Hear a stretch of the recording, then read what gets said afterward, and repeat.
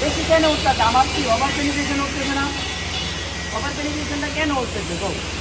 বেশি প্রেলার হ্যাঁ, কিন্তু পিলার দুটি আছে না, পাওয়ারটা আমার বেশি। যখন আমার বেশি কাইটে লেগেছে আমি পিলারটা কোচিং করতে পারতেছি না, ঠিক আছে? পিলার কোচিং করার হয়নি কি আমার পিলার কাইটে লেগেছে।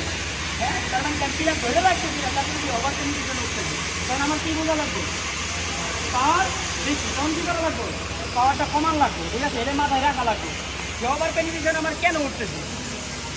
আমি পাওয়ারটা কমাই নাকি এখন ওই দিকে রিসেট করে দেবো।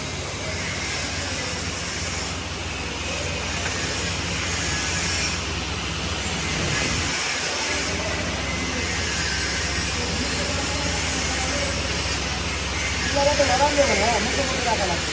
ভিতরে না বাইরের দিকে। মানে পিলারটা কিন্তু মুখে হ্যাঁ? ভিতরে রাখলে আবার তুমি যখন উঠবো মুখে রাখা লাগবে।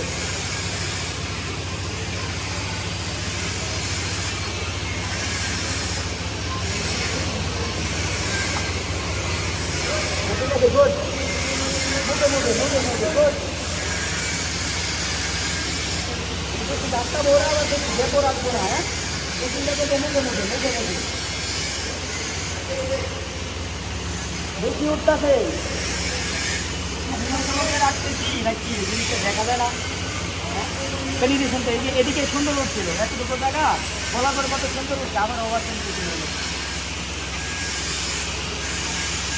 একটুখানি ভালো লাগবে বাতার দিকে, যেন ওভার পেনিট্রেশন উঠছে, গাড়ি পাওয়ারটা কমাই দিতে, কারণ পিলার আমি বুঝিয়ে দিচ্ছি, পিলার আমার বেশি দেন দেবো না।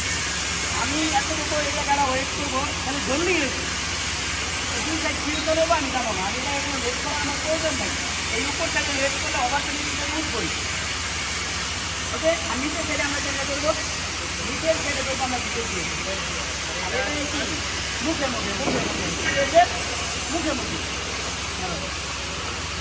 ওভার পেনিট্রেশন না বলে মুখে